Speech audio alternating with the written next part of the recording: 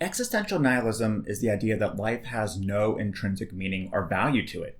Existence, including all action, feeling, and suffering, is ultimately senseless, completely without purpose. Perhaps William Shakespeare captured its essence best as Macbeth pours out his frustration about life. Out, out, brief candle, life's but a walking shadow, a poor player that struts and frets his hour upon the stage, and then is heard no more. It is a tale told by an idiot, full of sound and fury, signifying nothing. The idea and problem of existential nihilism has plagued philosophers for over a century and is still alive and well today. In this video, I'll explain what it is and its history from past to present. Nihilism comes from the Latin nihil, which means nothing, that which does not exist. There are different types of nihilism, including metaphysical nihilism, ethical nihilism, and existential nihilism, which I'll be focusing on. The earliest people who can probably be considered nihilists were the ancient Greeks, specifically the Cyrenaics, who were extreme skeptics. They believed none of us could truly know anything because any knowledge we obtain is just of one's immediate sensation. The word nihilism was first used by German socialite Friedrich Jacobi and then became popular in Ivan Turgenev's novel Fathers and Sons. However, the philosopher Friedrich Nietzsche was the first to seriously explore the concept and who we associate the term with. Nietzsche was a skeptic and believed there was no objective order or structure in the world except what humans give it. Because of this, the things and concepts that used to give us meaning for centuries, particularly the church and God, are meaningless now without purpose. People may fall into despair since it appears that we're just meaningless animals in a meaningless universe now. As he wrote in his work, The Will to Power, nihilism appears at that point, not that the displeasure of existence has become greater than before, but because one has come to mistrust any meaning in suffering, indeed in existence. It now seems as if there is no meaning at all in existence, as if everything were in vain.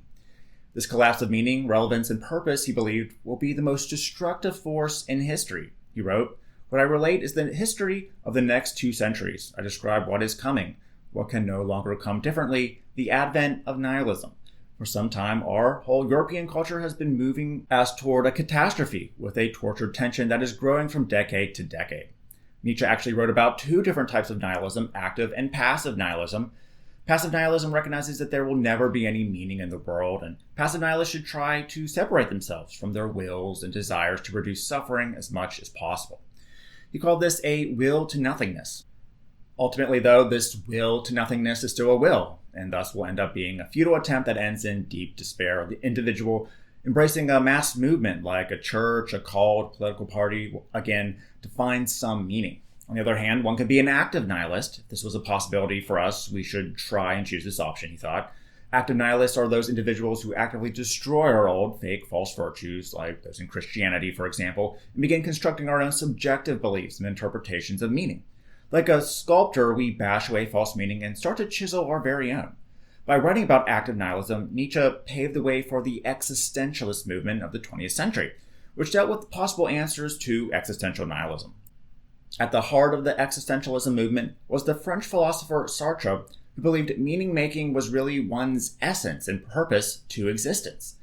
Through his philosophy, existence precedes essence, he believed each of us can create our own subjective meaning in life, which is ontologically real. Creating subjective meaning in our lives is our responsibility and purpose, he wrote, and something that will live on after we've died.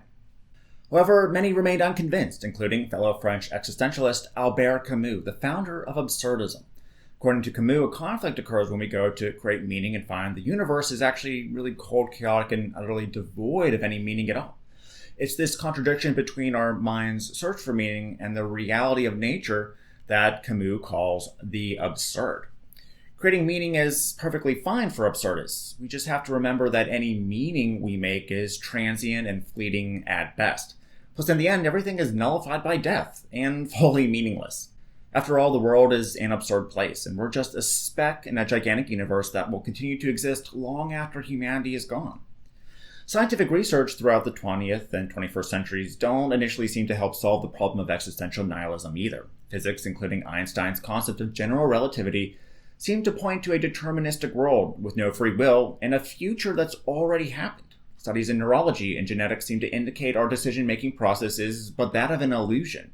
More and more research is coming out, and it indicates decisions are made before we're conscious that we're making them. The more we use science, the more the world seems meaningless to humans. As Donald Crosby put it in his essay on meaning, once set in motion, the process of questioning could come to but one end: the erosion of conviction and certitude, and collapse into despair.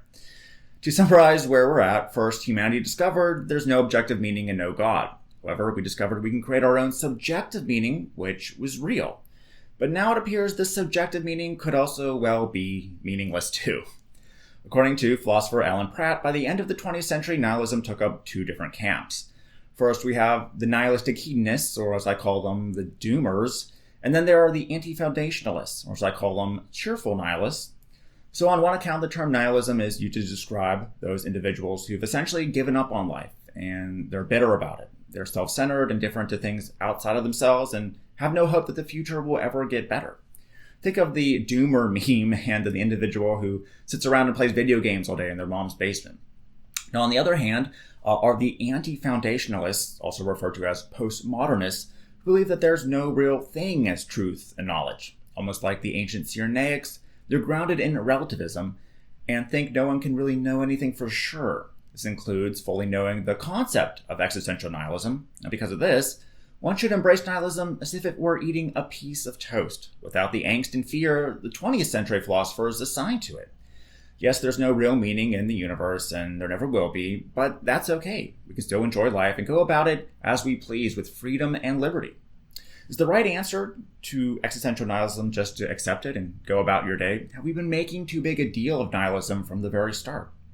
When her book, The Banalization of Nihilism, Karen Carr details how this anti-foundationalist response to nihilism is alarming and harmful.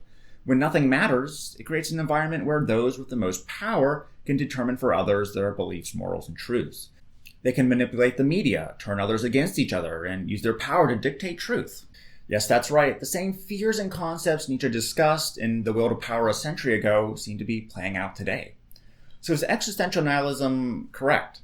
Is all meaning meaningless? Well, I wouldn't call myself an existential nihilist, and I'll be exploring answers to this ongoing crisis of meaning coming up, but these deserve their own video. Now, if I've depressed you after watching this, remember this.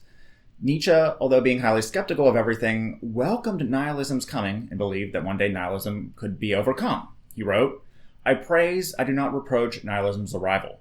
I believe it is one of the greatest crises, a moment of the deepest self-reflection of humanity. Whether man recovers from it, whether he becomes a master of this crisis, is a question of his strength. It is possible.